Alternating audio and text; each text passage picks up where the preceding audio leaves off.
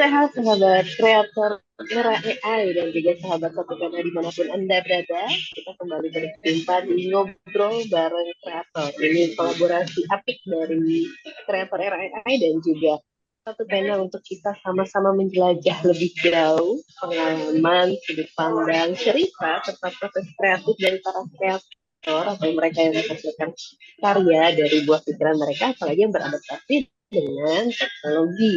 Di episode kali ini kita akan ngobrol bareng seorang tokoh penulis, iya, jurnalis, iya, apa lagi ya dia? Siapakah dia, Bang John? Dia adalah seorang kakek, Abang. Oke, Dia itu belum juga profesi kakek. Jangan dong. lupakan itu ya. Dia putra Aceh ya. Lahir di sana, kuliah di sana juga ya. Sekarang sebenarnya kesibukannya itu memimpin media ya, media online yang bernama cakradunia.co sebagai pemret dan penanggung jawab. Tapi dunia wartawan sudah lama digelutinya juga sebagai sastrawan dan sejumlah organisasi. Kemudian dia anggota Dewan Kehormatan PWI. Pokoknya sabrek-abrek lah ya. Bisa disebut dia tokoh nasional dari Aceh gitu loh, men. Kita temui dia. Bang Helmi, apa kabar? Kabar baik, Mas Tajon. Eh, ini sore-sore gini sedang apa nih? Sedang ngopi, apa sedang minum kopi Aceh atau apa? Ya, kopi Aceh jangan terlalu banyak diminum juga, kalau udah sorean, Mas. Nggak kuat lagi, malamnya begadang jadinya. Oh, kalau kopi Aceh jangan banyak diminum, banyak diberikan kepada saya aja Oh, mestinya. pasti, pasti. Kopi Arabica Gayo ya. Kopi Arabica Gayo mantap itu ya.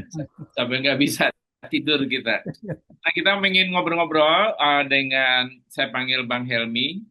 Ya, Mel, kita ngobrol dengan riwayat ya, riwayat kepenulisan Bang Helmi dan bagaimana mengelola media di zaman kini ya, walaupun media online, bagaimana suka duka, tips, trik, manajemen sehingga bisa survive gitu. Kira-kira tema besarnya gitu, Bang Helmi.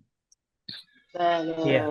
Tapi mungkin kita kenalan dulu kali sama tokoh Helmi Has karena aku coba googling gitu ya, karena milenial kan suka nyarinya internet. Aku nggak menemukan nih siapa sih Helmi Has gitu. Ini seseorang yang diam-diam tapi luar biasa atau gimana sih? Boleh Luar kali kita biasa tapi kenalan dulu. diam-diam ya. Kalau orangnya kan kalau kita nyebutnya hidden gem gitu, hidden gem. Bang Has boleh cerita bagaimana Ya, ceritanya Bang Has itu menjadi mengenal dunia tulis menulis sejak awal. Mungkin dari ya. kandungan sudah ada apa gen menulis dari orang tua apa dari mana? Memang dulu waktu SMA sudah mulai belajar ya, belajar Mm-mm. sedikit-sedikit menulis. Ya, masuk juga puisi. Waktu itu kan masih media cetak ya. Ya, kita mungkin kirim ke Medan ya, ke Waspada. Lalu saya hijrah ke Banda Aceh tahun 84. Ya, jadi mulainya dari Selepas, puisi justru Bang ya. ya puisi itu, tapi puisi dulu tahu lah. Heeh, Ya heeh, ya. orang-orang baru menulis kan apa Puisi aja ditulis SMA, gitu. SMA. puisi Masih SMA. masih tahu lah masih lirik di kanan tulis puisi kan gitu. Yang banyak didorong oleh kekaguman pada lawan jenis ya. Iya pasti. Tapi sebelum itu misalnya nulis apa eh, cerpen atau artikel gitu belum dimulai ya? Belum. Jadi Belum. saya memulai terakhir itu ketika eh, lahirnya Serambi itu. Oh, Serambi pada itu kan di launching itu pada 9 Februari 89. oh itu kejauhan. Kita balik lagi zaman Hmm, SMA ini bikin puisi iya. kemudian Hmm. dikirim ke Ya ke masa waktu udah kuliah. eh, eh, Udah dikirim kuliah. ke media massa. Jadi waktu itu kami launching apa itu Seram Indonesia itu kami sempat duet sama sahabat. So itu belum jadi istri kan di Kemalawati mentas di teater di auditorium ERI Banda Aceh. Oh ini sejak lama berarti ya. Sahabat itu sahabat bukan Sahabat. sahabat. Sekarang masih sahabat juga dong. Masih masih. Masih bersahabat. Jadi dulu kalau kita cerita bagaimana menulis waktu zaman itu barangkali Dajen tahu itu bagaimana ya. Saya itu satu hari bisa 7 berita, Mas. 7 berita itu foto ada 3, berita ada 4. Oh, Karena masa itu tuh kalau kirim foto di kita langganan antara tuh, yang kejadian hari ini minggu depan baru sampai ke Banda Aceh. Oh, karena dibawa secara fisik ya. Ya. Jadi saya waktu itu bisa saja satu hari itu bawa 2 atau 3 roll film habis. Saya jepret sana jepret. Jadi waktu itu bisa saja saya punya foto itu halaman 1, halaman 2, halaman 3 sampai halaman 12. Karena nggak ada pilihan kan. Itu mahal loh zaman dulu film dicetaknya kan. Iya. Yang Dan uniknya itu fotografer dulu itu bukan hanya memotret aja, juga harus belajar kamar gelap. Kamar gelap, ya. Saya juga sempat belajar kamar gelap. Tapi yang ironinya itu kamar gelap kalau salah masuk obat hilang semua fotonya. Itu Bang Helmi beli filmnya yang roll panjang, ya roll panjang, yang 36, yang 42 jepretnya. Tapi itu non brand kan, nggak brand, dipotong oleh ya potong-potong oleh itu oleh tokonya, jadi bukan Kodak, bukan Fuji ya, lebih murah ya. Yang paling hebat waktu itu pelapor wartawan dari daerah. Itu dilapor pakai HT. Di sini diketik tik tik tik tik tik tik tik, habis itu dikasih redaktur atau piket, dicoret-coret, habis diketik lagi tik tik tik tik, baru masukkan ke komputer, di print, baru ditempel-tempel. Oh, zaman itu ditempel. Bisa aja salah tempel, alinea pertama ditempel di halaman terakhir, alinea terakhir. Bang Helmi nggak ngalamin pakai timah panas ya? Oh, nggak lagi. Oh, cetaknya ada. Cetaknya, waktu itu cetaknya kita pakai mesin orang. Iya. Percetakan negara itu. Lalu baru beli terakhir, udah beberapa tahun baru beli cetak sendiri. 89 berarti 96 baru kita cetak sendiri, baru ada mesin. Nah, waktu Bang Helmi moto sehari dimuat 3 foto dan 4 berita, itu dihitungnya apa, gajian atau bayaran per berita? Itu ada nanti itunya, awardnya apa, kalau kita juara 1, saya beberapa kali dapat selain gaji tambah lagi. Oh, dapat insentif bonus. Ya. Bonus. Ya. Tapi tidak ditarget setiap hari sekian berita apa gitu. Tidak. Tidak, karena bisa saja kita satu hari ketemu banyak momen kan. Bang Helmi, Amel nih nggak ngalamin itu nyetak gitu zamannya. Begitu dia besar, korannya udah bubar. Nggak ada lagi koran cetak. Ya, jadi menyimak nih, baru dengar juga ditantang gitu ya, Mas Helmi ya. Berarti dari tahun berapa itu Mas Helmi di dunia jurnalistik? 89. Serambi itu terbitnya tanggal 9 Februari, hari tes 89. Oh, itu Mas Helmi masih usia berapa berarti?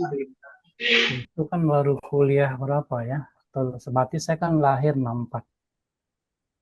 Berarti kuliah 84. Berarti itu era kuliah ya.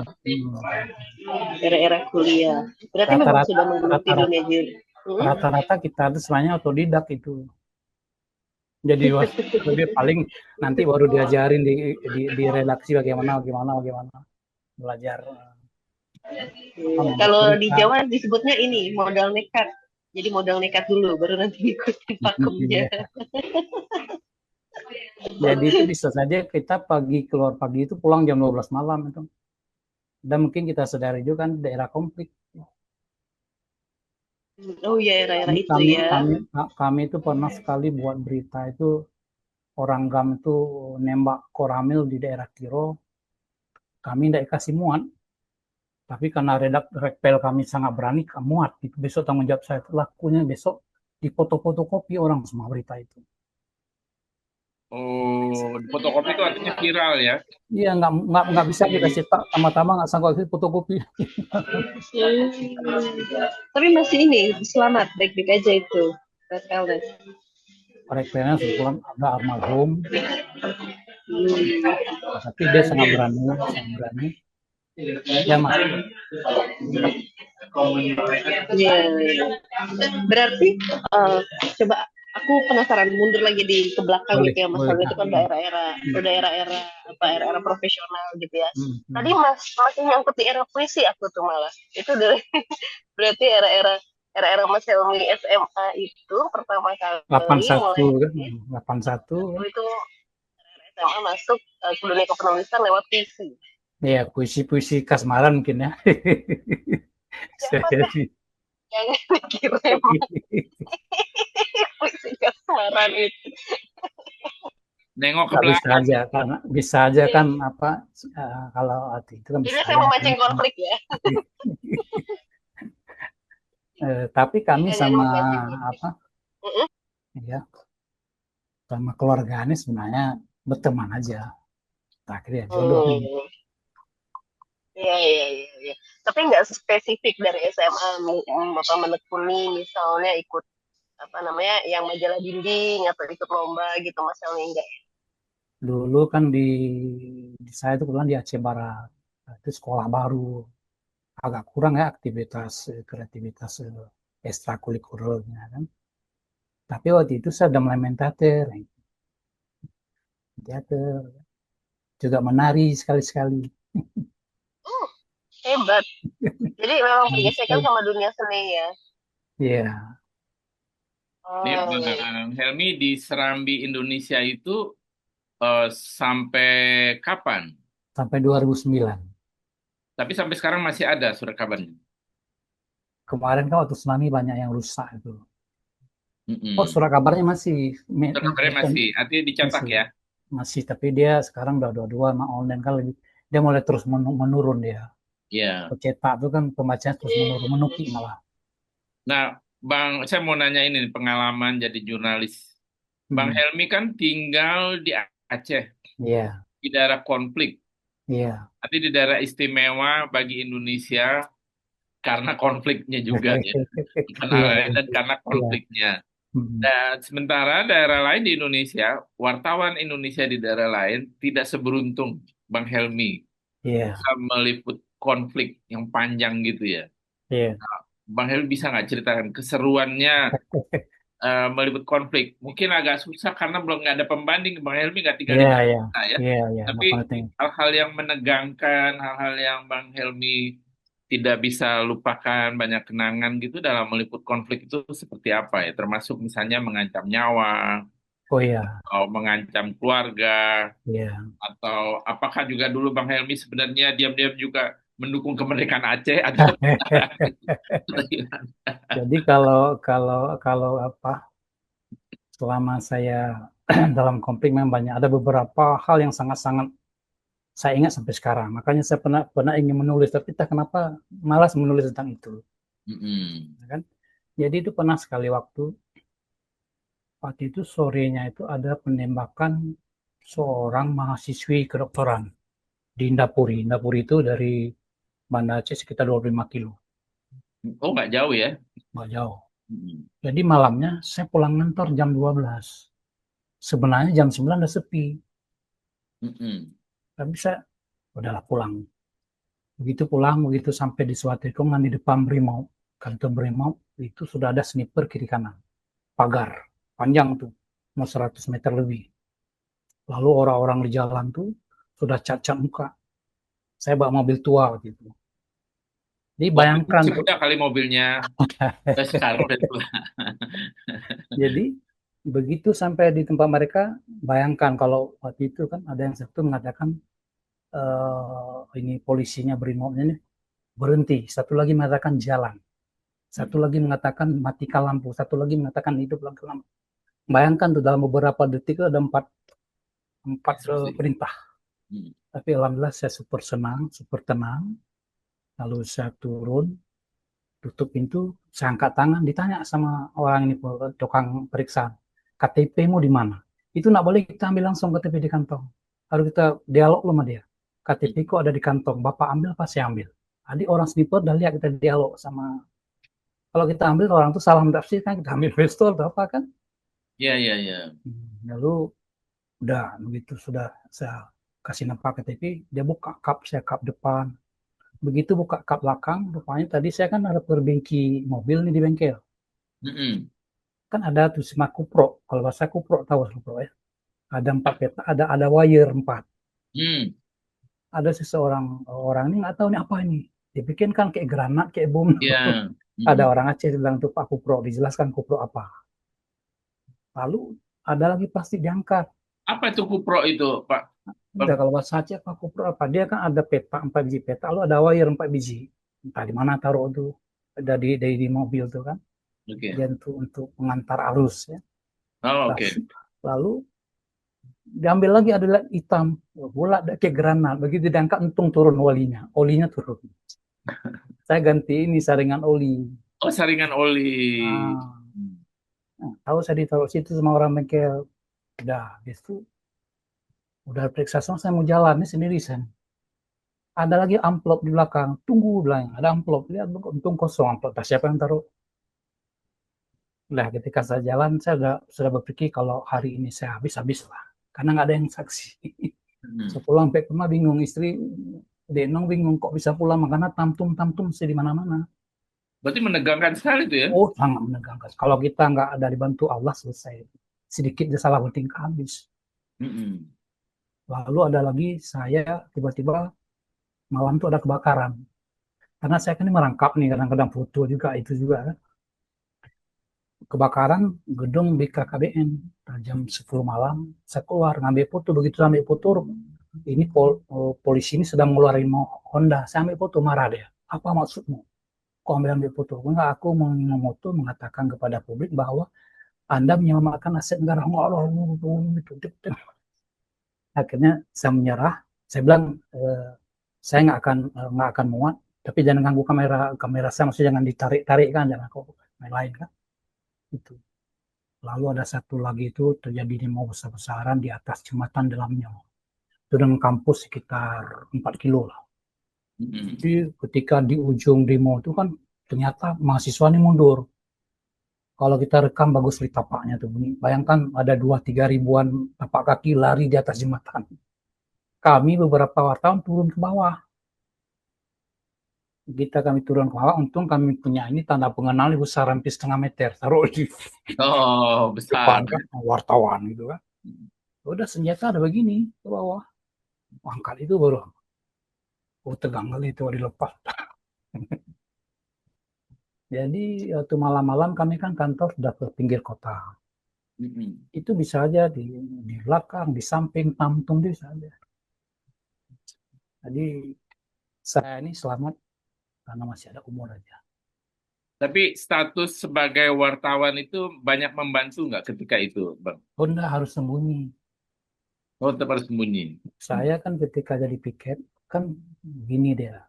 Itu begitu jam 4, orang kan buat laporan. Begini, tewas, begini. Nanti jam 8 malam, orang aparat lapor lagi, gini. Jadi kita bagaimana mengambil itu? Udahlah, dua-dua naik. Jadi masyarakat bingung kan.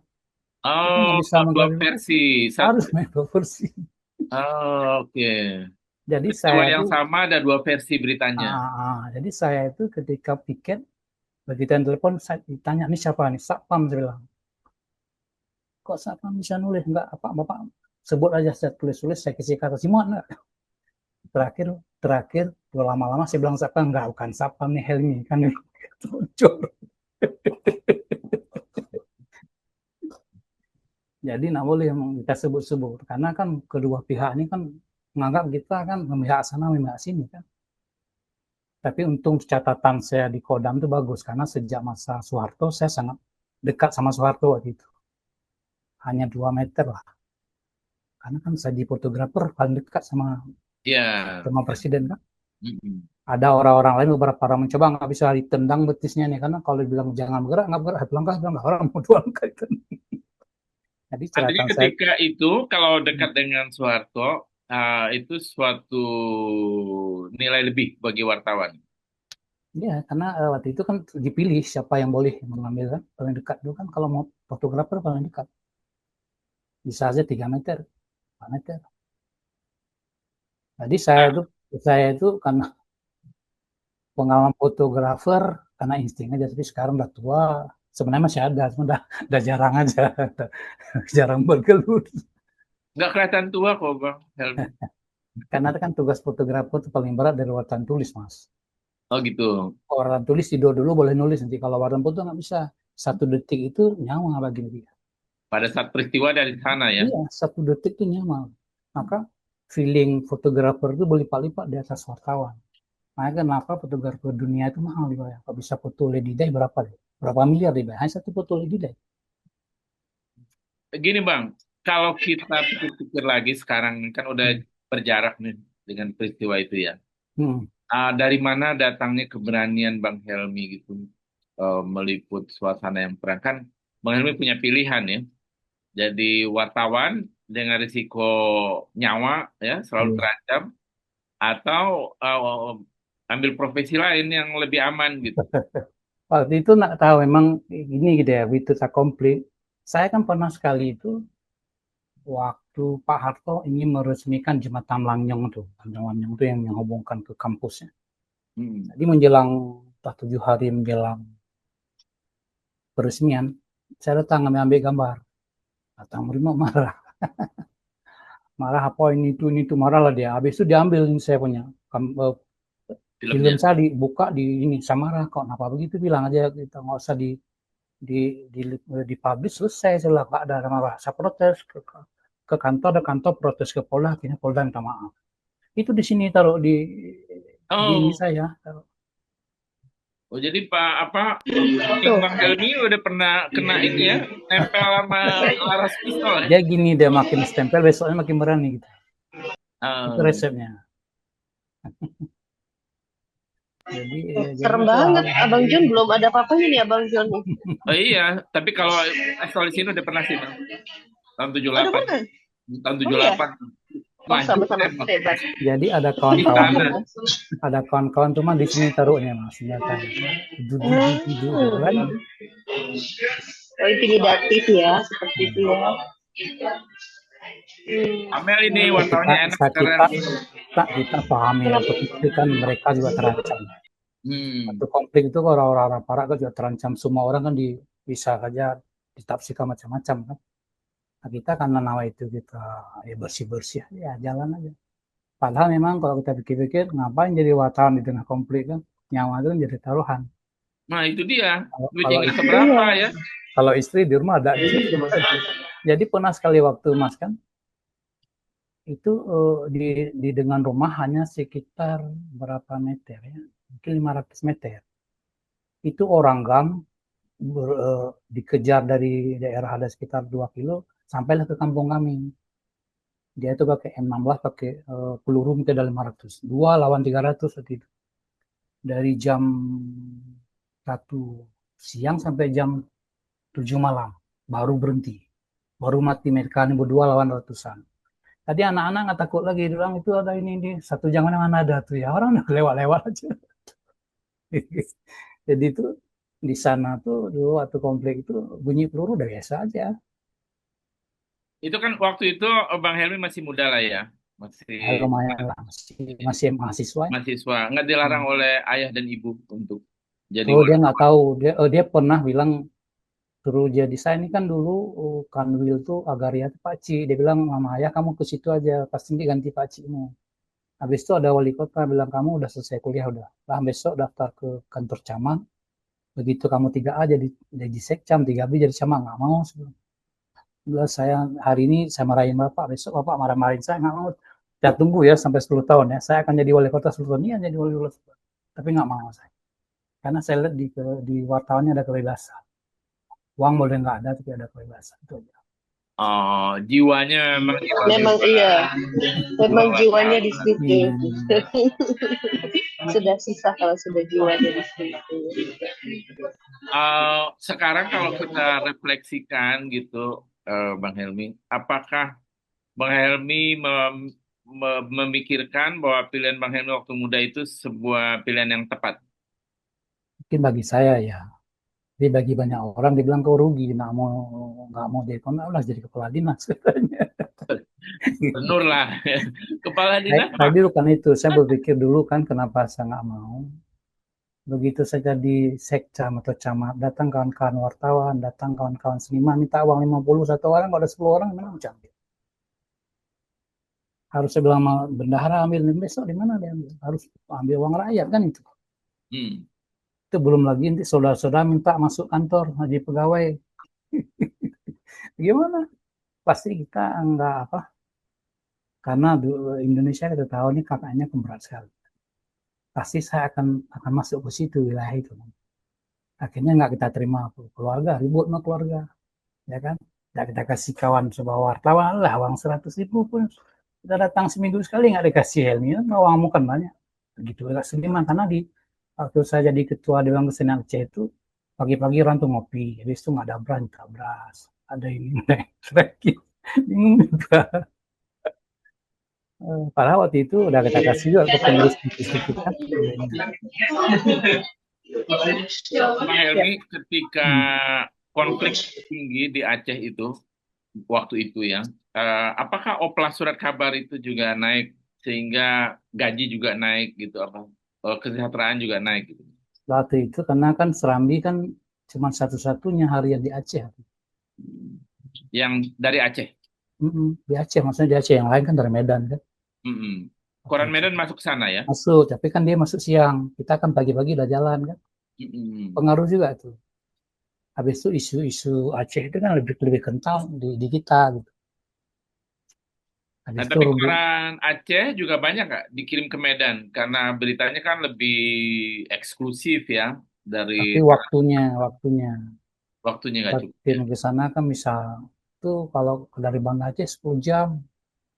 Kalau dulu kita kan udah buat 3 titik percetakan di Banda Aceh, ada di Lok Sumawe dan juga di Bang Vidi. Tujuannya kalau di Aceh Lok Sumawe itu nerobosnya ke Aceh Timur lebih cepat.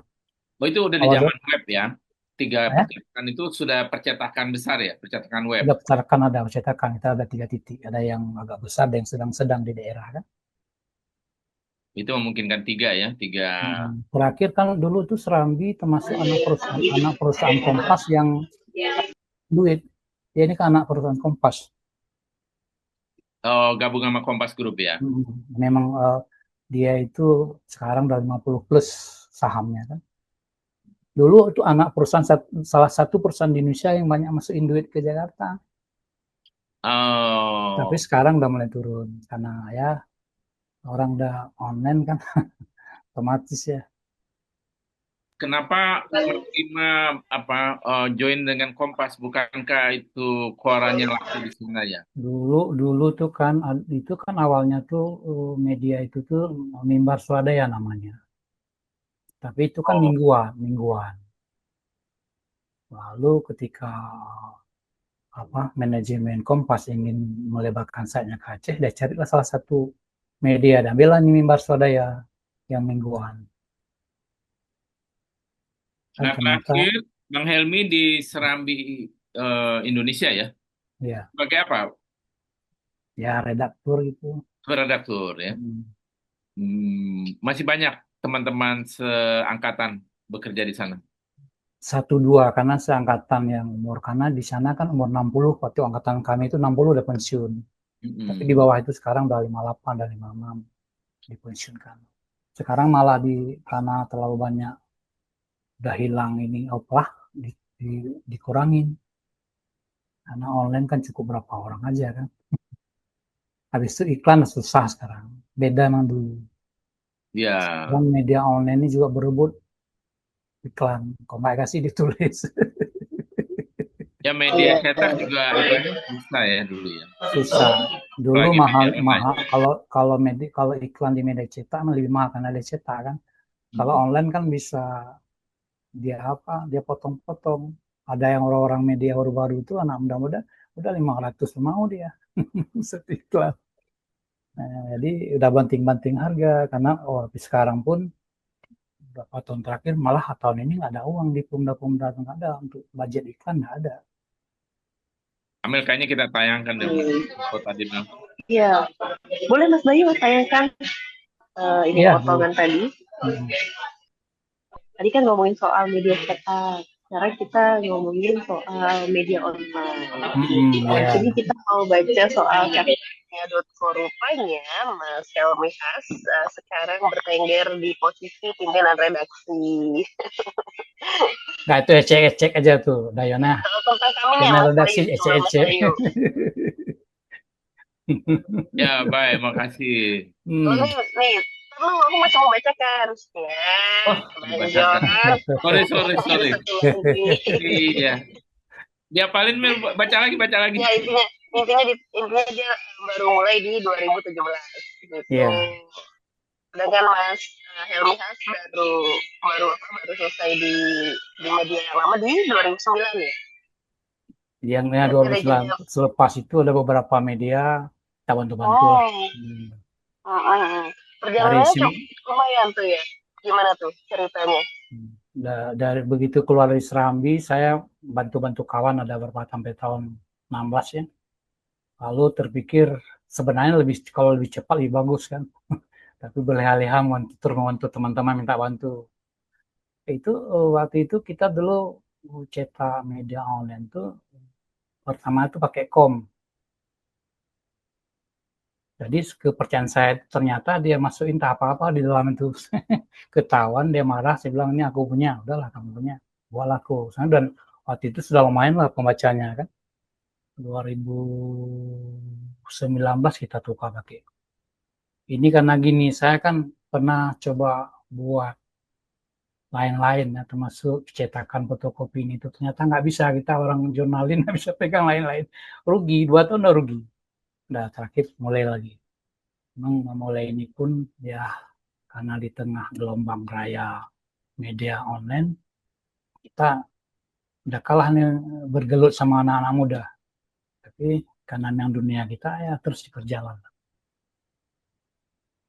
Apa ininya, Bang Helmi? Bedanya Bang Helmi mengelola media online dengan media cetak? Dulu kalau media cetak kan kita memang waktunya itu lebih banyak di kantor kan. Kalau ini kan kantor kita di HP. Kalau Dulu media itu cetak deadline-nya sekali ya. Kalau media online deadline-nya tiap detik ya. Tiap detik, iya kan. Di mana-mana, maka dulu saya pernah sewa toko kan. Buang uang lah sampai 60 juta. Rugi ya kan. Nggak ada orang di kantor. Oh, buat kantor. Buat kantor. Ini itu ada bilang lah kita bawa kantor. Oke lah bawa kantor. Nanti itu buang uang saya 60 juta. Rugi aja. Balik bagus dibagi-bagi aja daripada di kantor kan. Karena orang ini di warung kopi ini, di warung kopi itu, di mana-mana. Iya. Kalau kita kebanyakan di kantor nggak dapat berita ya. Iya. Terus akhirnya kantor itu tidak sewa lagi ya. Dia ada di rumah aja kan, perlu satu peta aja kan. Untuk media online begitu, Bang Helmi butuh berapa kru, berapa wartawan, termasuk Bang Helmi mengelola dulu lumayan. Terakhir tergerus sendiri dia. Ada malah, ada lempung, ada lagi yang wartawannya ngambil iklan, dia nggak kasih kita, dia ambil. Itu langsung terpecat. Kita dapat iklan 3 juta, dia ambil itu dia semua, seharusnya kita potong 2 bagi kita 1,5 juta, dia 1,5 ini nggak bilang pun. Terakhir dia bilang aku butuh uang kan, apa nggak bilang kan gitu. Jadi bagaimana tahunya bahwa dia dibayar? Kita kan kirim ininya dari kita. Untuk di ampras kan dari kita tekin semua ini itu kirim ke dia. Oh, invoice-nya. Invoice nanti kan baru dikasih tahu sama orang tuh kan, setelah 1 bulan minimal tuh kan dikasih tahu, bang udah saya kasih, udah ambil sekawan tuh. Seharusnya dia langsung kirim ke rekening kita, tapi entah bagaimana dia rayu kepala dinas atau orang keuangan dikasih ke dia. Oh, artinya dia tahu risikonya nih ya, karena itu pasti ketahuan kan, karena pakai nekat invoice dia. Ya. Nekat dia. Padahal dia dibilang aja bang, ini kali ini gua ambil semua, nah apa. Tapi itu bukan kejadian yang umum ya, Bang? Nah, ya. Apakah itu kejadian yang umum di sana begitu? Bisa jadi karena begini, orang ini kan kepala dinas ini, kepala keuangan digertak-gertak sama wartawan kan takut dia. Nah, seharusnya kalau dia bertahan, ini mekanisme kantor seperti ini, aku pun harus kasih seperti ini. Dia nggak berani, takut nanti ditulis ini. Jadi susah di daerah, memang ekonomis kan susah, sangat susah. Di Jakarta juga, Bang, bukan di daerah aja. Di Kita juga Jakarta, nih. karena di Jakarta walaupun ini kan ada juga jerempet-jerempet sedikit sana, nah di daerah uang semua tergantung di pusat. Uang Oh, gaji tergantung pusat, semua pusat. Karena sekarang pun pajak-pajak kan diambil sama pusat semua, nggak dikasih ke daerah. Maka daerah sekarang susah mas semua itu, karena dulu PJ sangat kali banyak kali rusak PJ itu. Yang ngutang sampai 150 juta, nggak ada dibayar, dilepas begitu. Jadi bupati sekarang, bupati wali kota susah semua utang karena nggak ada uang. Tapi Bang Helmi, minat baca orang terhadap media, termasuk media online itu tetap tinggi di Aceh. Dia karena terlalu banyak pilihan, bisa saja tergantung ini juga kan, Mm-mm. tergantung isunya juga, konten-kontennya juga. Jadi kadang-kadang mereka ini juga dikirim ke grup-grup WA tuh, ada yang grup WA yang satu grup 900, 500 juga dikirim juga ke situ. Cuma kadang-kadang orang WA juga bosan lah dengan kiriman-kiriman itu kan Ya, gitu. kebanyakan media ya. Kebanyakan media, karena di Banda Aceh sendiri itu mungkin hampir 200 media online. Di Berapa? Seluruh Aceh hampir 150 di Banda Aceh aja. Media Kalau online. kalau satu Aceh itu mungkin ada 300-an, 400-an. Itu banyak ya. media online yang terdaftar di Dewan Pers atau Oh, termasuk yang Ada yang terdaftar, ada yang tidak. Tetapi kan media itu disyaratkan cukup dengan PT. Itu kan hanya kontrol aja Dewan Pers. Dia udah sah dengan ada PT, udah sah. Dewan Dewan Pers itu kan menjaga etika, kode etik aja kan. Mm-mm. Makanya sekarang diperdebatkan. Maka sekarang orang Dewan Pers mengatakan juga bahwa disyaratkan oleh undang-undang itu dia punya PT, udah dia bayar pajak. Dewan Pers siapa yang mau ikut Dewan Pers berarti itu sebagai penambahan aja bagi media itu kan. Banyak Jadi orang salah tafsirkan itu. penghasilan dari media online yang Bang Helmi kelola itu sepenuhnya dari iklan ya. Iklan ya. Iklan tuh Kalau iklan yang apa? lain tuh kadang-kadang kalau yang lain tuh ya tergantung wartawan sama narasumber kan gitu ya. Mm-mm. iya, iya, iya. Iklan itu dari iklan dinas, kepala dinas. Apa dari Ada swasta ada ada gitu? kita ada dapat dari beberapa pemkap ya. Hmm. Ada dari gubernur kadang-kadang ada. Dia juga ini nggak semua karena gubernur sendiri orang-orang pemkap sendiri kota dia nggak sanggup membantu mereka semua. Dilihat-lihat, dipilih-pilih mana yang ini, mana yang dekat sama dia. Ya 300, bagaimana ngebantunya ya? Iya, sekarang tuh malah ada yang kemarin tuh ada di DPR kota itu. Hmm. Bentar ya, Oke, oke. Ya. ya ya, udah. Jadi itu di DPR kota itu malah dia bilang udah 1 juta aja, ada 1,5 juta. Dilihat-lihat yang Hmm. agak senior, yang nggak senior ada kasih 3 juta. Karena dibilang sama ketua DPR-nya Wang ini cuma 50, gimana membaginya? Akhirnya dipilih-pilih, dan dikasih tahu kepada orang yang membuat ini, udah ini 10 media aja. Tadi kan media lain juga marah kan, nanti Mm-mm. masih Hmm. dikorek lah, nanti si korek kasus-kasus yang kecil-kecil apa-apa, susah lah.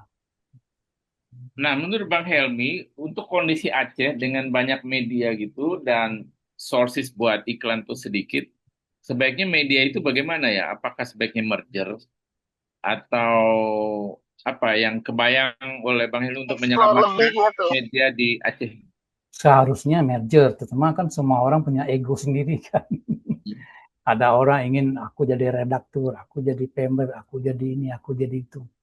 Tapi ada beberapa kawan, dia itu yang pemegang kartu utama itu menjadi penanggung jawab aja, udah.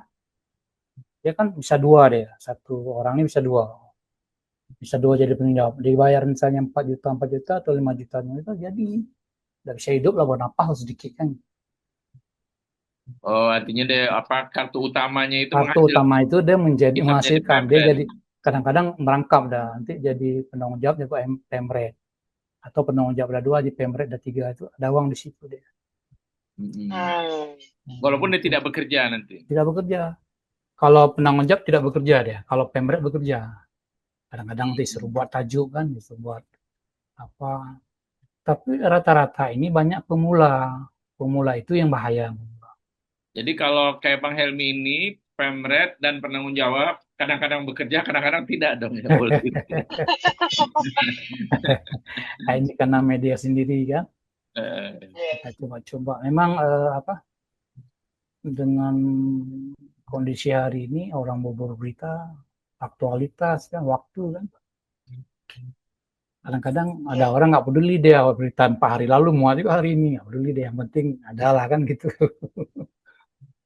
Tapi Nah, Yang masih penting, bertahan ya, sampai 8 tahun ya dari 2017 ya, gitu. Hebat itu loh Mas Helmi, ya. bahwa medianya sudah bertahan sampai 8 tahun ya dari 2017. Itu hebat tuh ya. Ya, bertahan 8 tahun hebat itu. bertahan di antara ya lumayan juga lah kita coba Ya, bertahan. secara ekonomi sustainable-nya terjaga. Iya, iya betul. Bisnis 8 tahun ya sudah mulai ini Mas ya. Sekaligus gini Mas, mengasah apa pisau yang sudah tumpul diasah lagi. Nah, dinamikanya pasti setiap hari ada. Prestasi juga itu. Iya.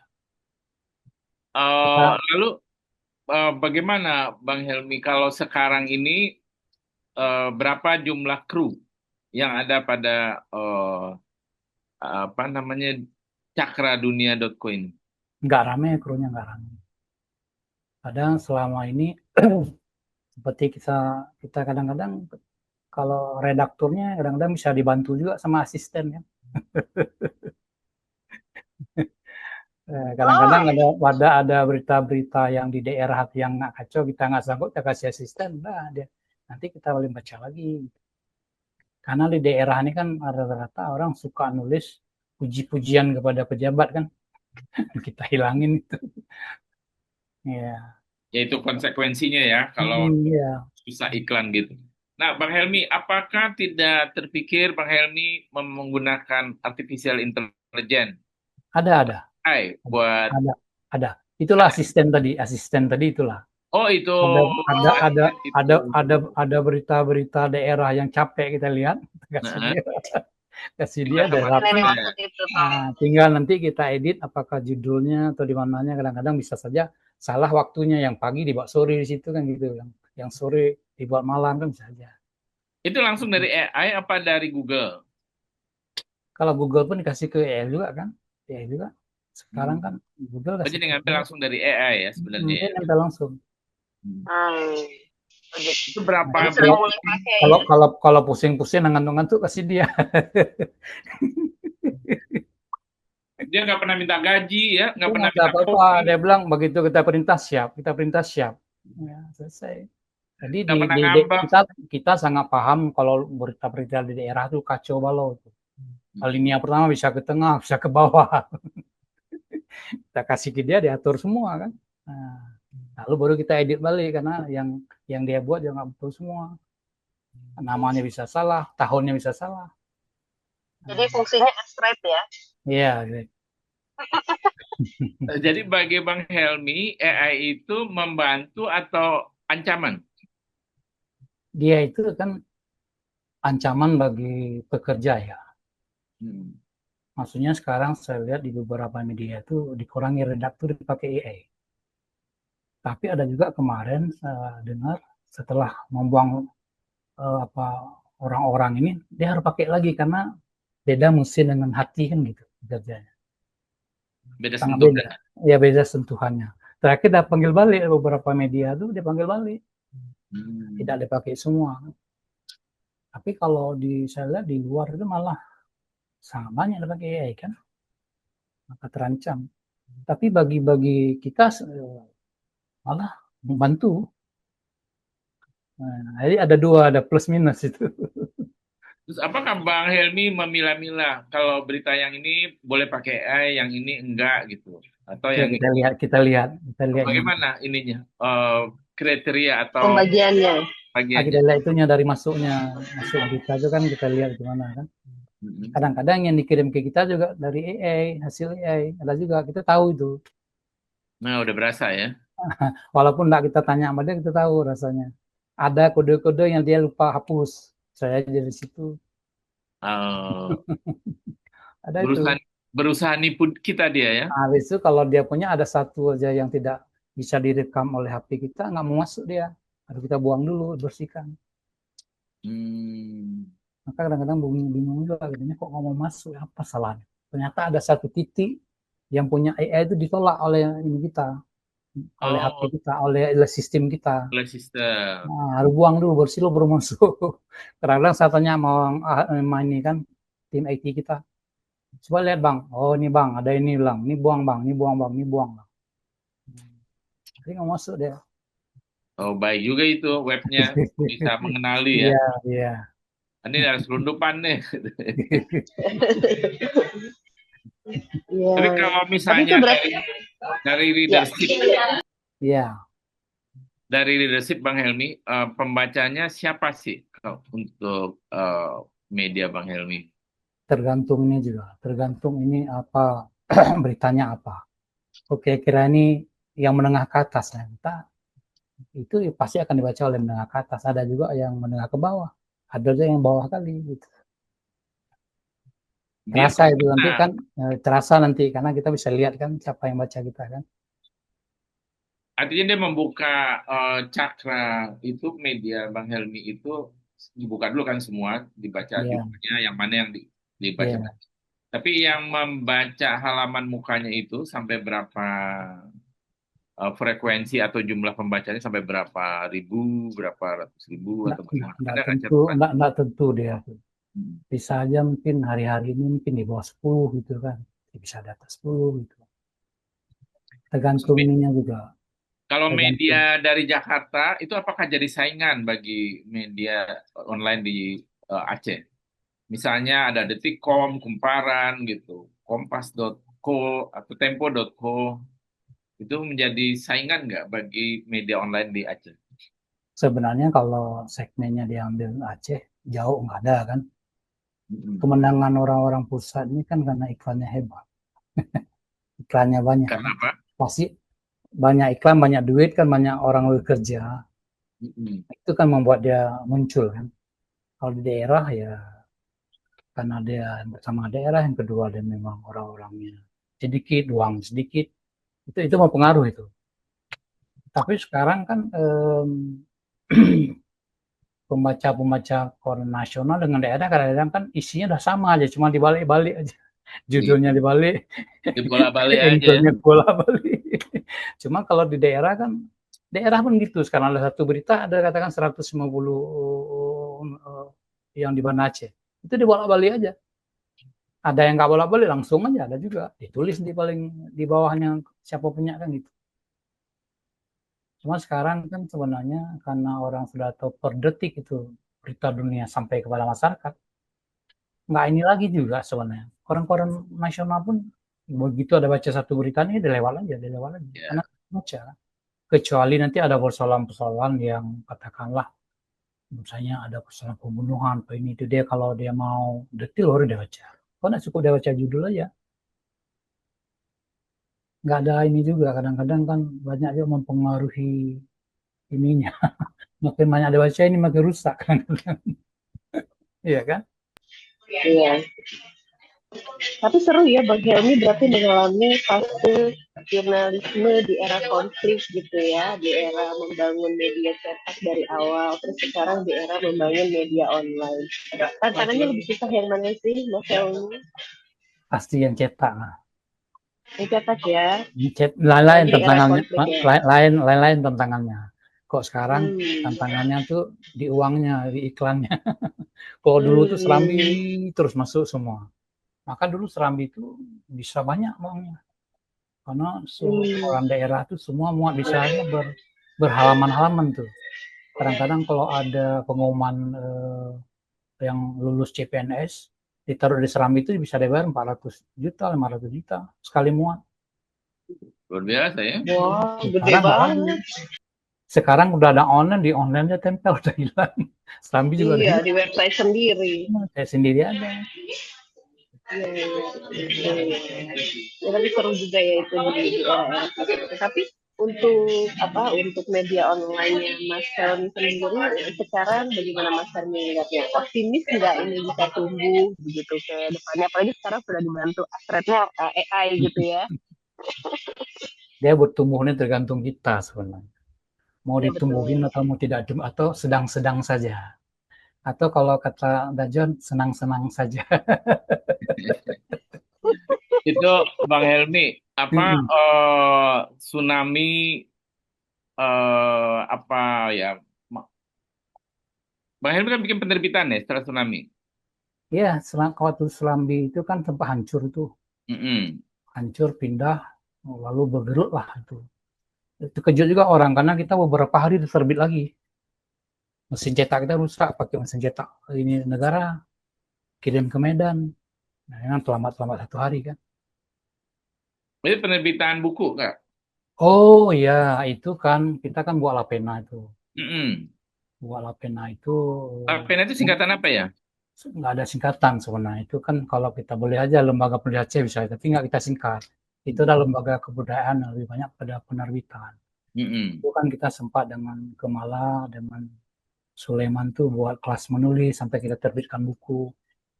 Itu yang dasarnya kita merubah pola pikir orang waktu itu. Begitu kita cetak buku, kita launching, kita nggak bagi-bagi. Hanya kita bagi kepada yang launchingnya satu yang lain harus beli. Kita sampaikan dalam pidato kita bahwa saudara-saudara harus beli. Dengan beli itu kami cetak lagi. Terakhir dia beli, cetak lagi, dengan beli, cetak lagi. Kita dobrak itu. Waktu Oh, itu kita buat buku satu tuh ziarah ombak itu, kita launching ke Malaysia. Cukup dengan buku kita buat 100 biji, kita buat bisa perjalanan tuh 1 minggu dengan buku 100 itu. Di sana, kita kasih buku nggak mau orang tuh. Berapa? Saya bayar. 40 ringgit waktu itu mahal 40 ringgit. Mungkin buku kita 120 ribu lah. Kalau di sini kita jual 40 ribu. Sana jadi 120 ribu. Cukup dengan 100 buku, kita cukup seminggu di sana launching di UKM sama di Perak. bisa hidup ya 100 buku Bisa, untuk bisa seminggu di hidup sana. seminggu di sana. Jadi average satu hari 15 buku lah biaya hidup sana ya. Nah, orang tuh 2 titik itu 50-50 selesai. Kita kasih 100, dia kasih uang. Selesai. Kita nggak ngurus buku itu. Nah, itu banyak buku yang diterbitkan di Akhirnya kita zaman terbitkan Lapena itu. total 50. 50. Itu terus buku-buku penyair mana-mana kita terbit. Sampai masuk naskah-naskah drama Helvita Rosa kita terbitkan. Lalu buku itu setelah diterbitkan juga Denong, ada wali kota Banda Aceh ikut tampil di Jakarta dan di Aceh tentang kisah Laksmana Malhayati. Itu cukup mengembirakan ya kayaknya ya. Oh iya, Hasilnya. jadi orang-orang terkejut karena kita kan Lapena kan lembaga kecil sama. Tapi kok bisa menerbitkan buku itu sistemnya tadi. Terus terakhir ada 2 tim yang hebat kami itu sudah jadi profesor, udah nggak lagi gabung sama kita. Jadi dulu itu kerja ikhlas aja. Jadi orang ini nggak percaya kita ada beberapa memang dibantu oleh apa tuh BRR, cuma nggak banyak. 3 buku itu kita bagi karena buku dikasih pemerintah kita bagi. Lalu atau kita buat temu penyair 8 negara itu, kita kan kerjasama sama dinas pariwisata. Awalnya kita buat budget itu 1,7 miliar, Hmm, tapi dia cincang, dia bagi untuk orang-orang tinggal 170. juta. Lalu orang kok kabinnya bilang, bang, ini jangan nggak cukup uang nih, abang buat aja 1 hari 2 hari pertemuan tingkat Aceh. Enggak, saya bilang, kita sudah orang-orang luar tuh kalau ada janji dia datang udah 6 bulan lalu dia udah agenda kan datang Pak kita.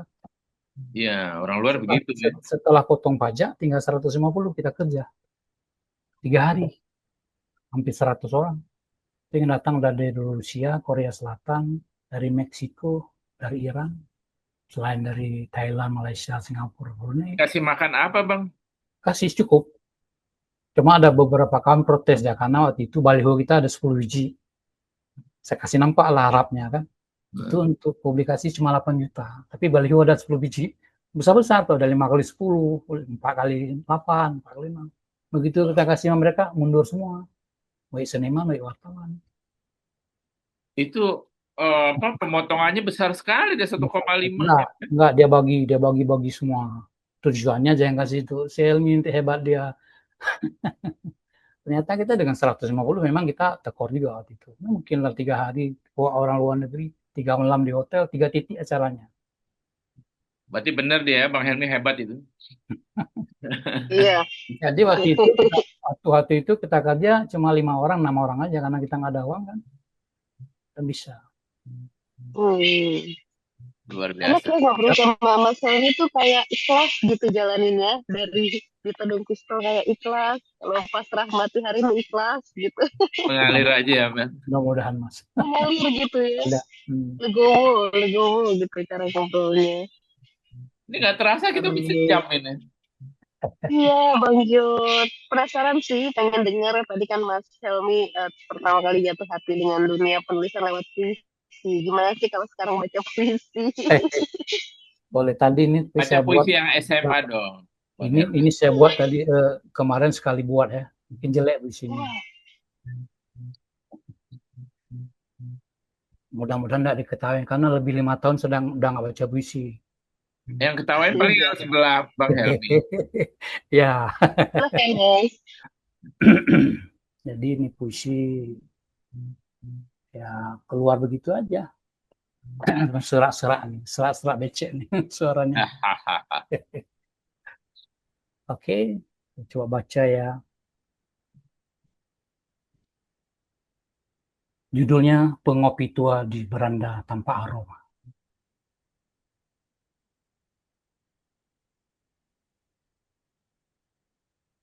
Pengopi tua itu sudah bungkuk, melangkah dalam ratapan yang tak selesai. Mungkin dia terasing dari lembah rimbun ladang dan orang-orang yang lupa nama dan alamat rumahnya sendiri. Dia tersenyum ketika luka tak lagi mampu menetes air mata. Dia lupa sayatan itu adalah jalan pulang para pendusta. Dan ketika orang-orang tersesat, dia berpaling, tersenyum, melayang bersama gelombang cahaya, arah pulang yang fakta. Dia tersungkur ketika sejarah tak lagi sanggup melukis wajahnya yang tercerah berwaktu. Hanya dia, pengopi tua yang masih hangat di beranda tanpa aroma, mengajarkan bagaimana sunyi menyentuh rindunya sendiri. Cicauk 30 Oktober 2020. Pak, dalam banget itu. Suaranya udah seru kali. Pas, puisinya dan suaranya pas. Udah tua ya, pengopi tua ya. Enggak lah. Terima kasih banyak Mas Helmi Has untuk obrolannya yang luar biasa hangat. Semoga berjaya dengan media online-nya, dengan dengan apa aktivitas yang dilakukannya. Sehat selalu, salam sehat, salam sejahtera, dan semoga banyak hal yang bisa diambil dari obrolan kita pada episode kali ini. Kita jumpa lagi di Ngobrol Bareng Kreator di episode lainnya, tentu dengan narasumber yang tidak menarik. Akhir kata, salam sehat, salam satu pena, salam kreator era AI. Sampai jumpa. Assalamualaikum. Waalaikumsalam. Terima kasih Bang Helmi. Iya. Jamel. Salam untuk semua pengurus Satu Pena Indonesia. Siap, sampaikan nanti. Mereka akan nonton sendiri menerima salamnya dari Bang Helmi.